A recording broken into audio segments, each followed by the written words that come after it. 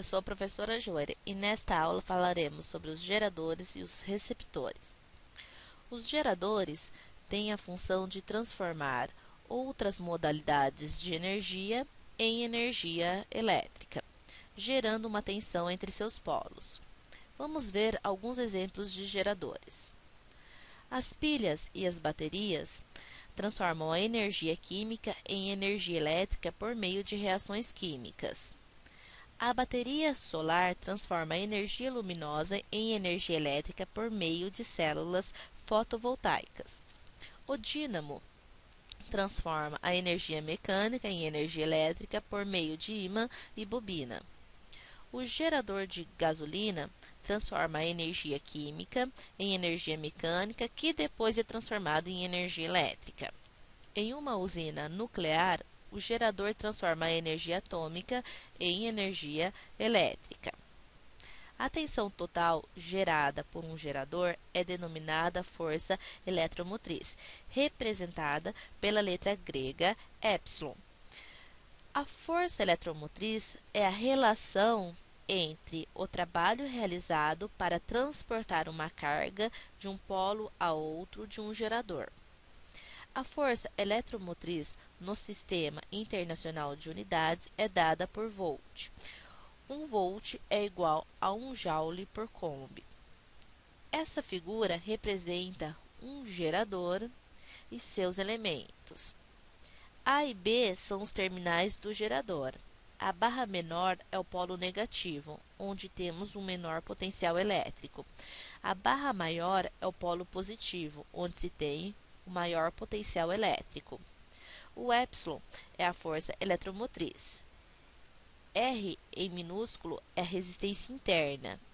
I é a intensidade da corrente que atravessa o gerador elétrico. E U é a diferença de potencial, ou seja, a tensão do gerador elétrico.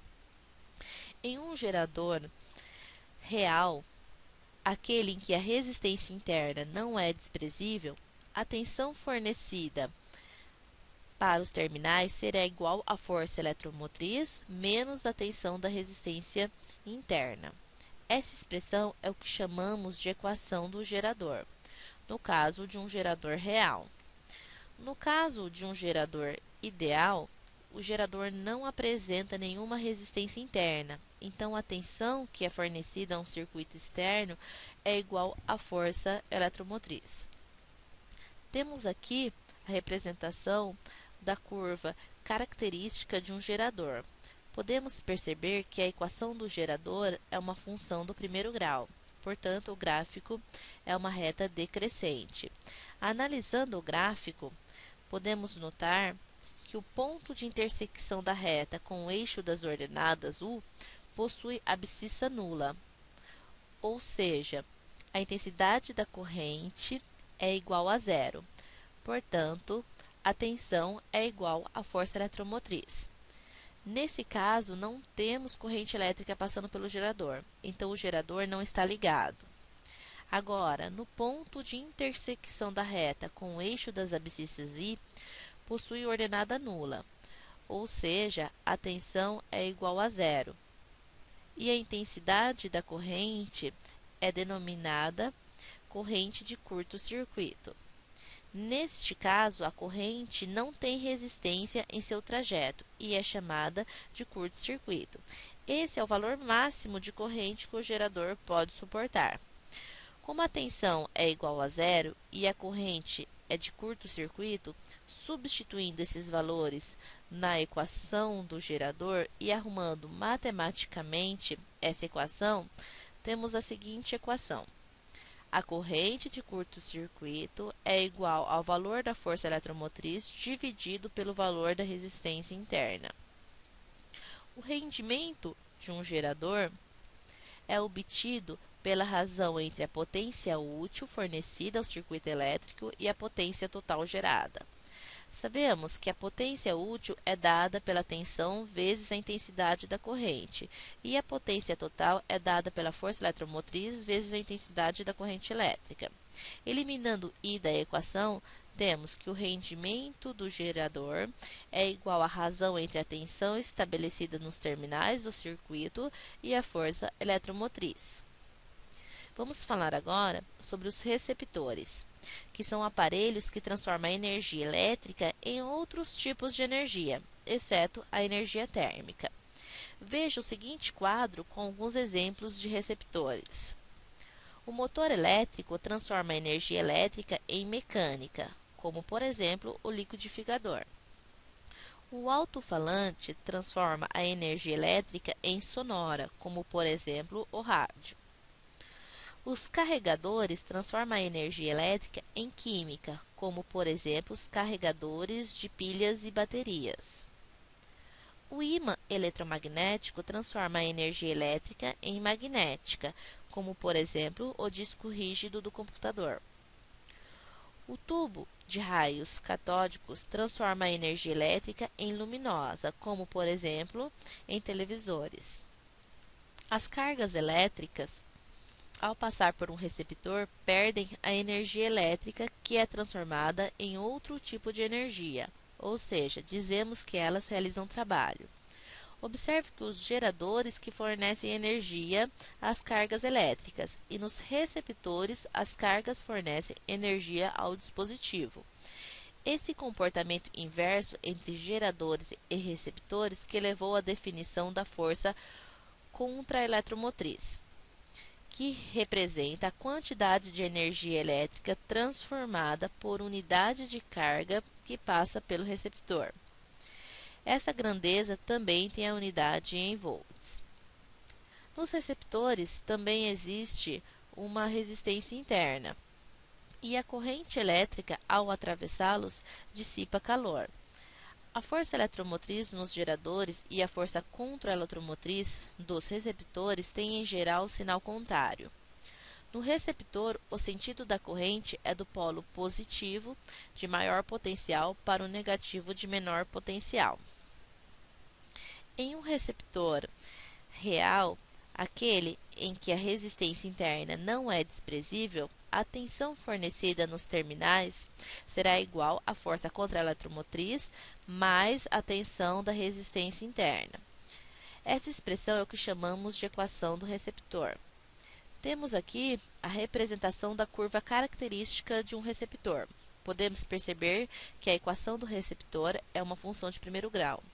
Portanto, o gráfico aqui é uma reta crescente. Analisando o gráfico, podemos notar que a intensidade da corrente aumenta quando a tensão aumenta, e que a tensão só vai ser igual à força contra-eletromotriz quando a corrente for nula. O rendimento de um receptor continua sendo obtida pela razão entre a potência útil fornecida ao circuito elétrico e a potência total gerada. Sabemos que a potência útil no receptor é dada pela força contra-eletromotriz vezes a intensidade da corrente elétrica, e a potência total é dada pela tensão vezes a intensidade da corrente. Eliminando I da equação, temos que o rendimento de um receptor é igual à razão entre a força contra-eletromotriz e a tensão estabelecida nos terminais do circuito. Vamos agora realizar alguns exercícios. Exercício número 1. Um gerador fornece ao motor uma DDP, diferença de potencial, de 440 volts. O motor tem resistência interna de 25 watts e é percorrido por uma corrente elétrica de 400 mA. A força contra-eletromotriz do motor em volts é igual a 375, 400, 415, 430 ou 220. Resolução.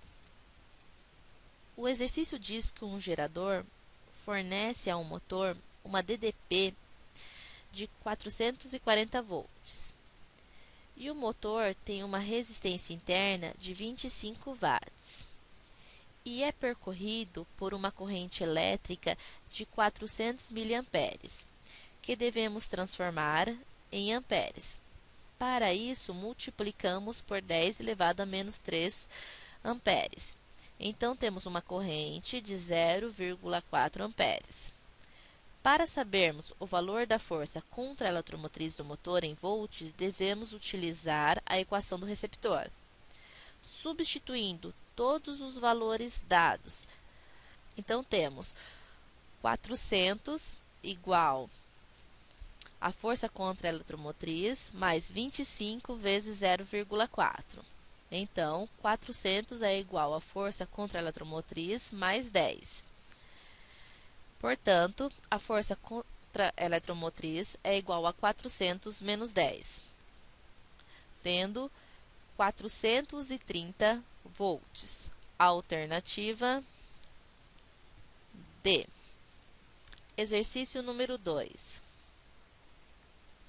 O circuito elétrico, figura 1, é utilizado para a determinação da resistência interna R e da força eletromotriz do gerador. Um resistor variável R, também conhecido como reostato, pode assumir diferentes valores, fazendo com que a corrente elétrica no circuito também assuma valores diferentes para cada valor escolhido de R. Ao variar os valores de R, foram obtidas leituras no voltímetro e no amperímetro, ambos ideais, resultando no gráfico. Com base nessas informações, a alternativa que corresponde aos valores corretos, respectivamente, da resistência interna e da força eletromotriz do gerador. Letra A, 2 ohms e 7 volts, 1 ohm e 4 volts, 3 ohms e 12 volts, 4 ohms e 8 volts, 6 ohms e 18 volts. Resolução. Analisando o gráfico, podemos notar que o ponto de intersecção da reta com o eixo das ordenadas possui abscissa nula, ou seja, a intensidade da corrente é igual a zero. Portanto, a tensão é igual à força eletromotriz, que é de 12 volts. Agora, no ponto de intersecção da reta com o eixo das abscissas I, possui ordenada nula, ou seja, a tensão é igual a zero. Portanto, temos a corrente de curto-circuito, que é igual a 4 amperes. Como a corrente de curto-circuito é igual ao valor da força eletromotriz dividido pelo valor da resistência interna, temos 4 igual a 12 dividido por R. Resolvendo essa equação, temos que a resistência interna desse gerador vale 3 ohms. Alternativa C. A resistência interna vale 3 ohms e a força eletromotriz 12 volts. Fonte das imagens, bibliografia consultada. Encerramos nossa aula sobre geradores e receptores. Na próxima aula falaremos sobre magnetismo. Até lá!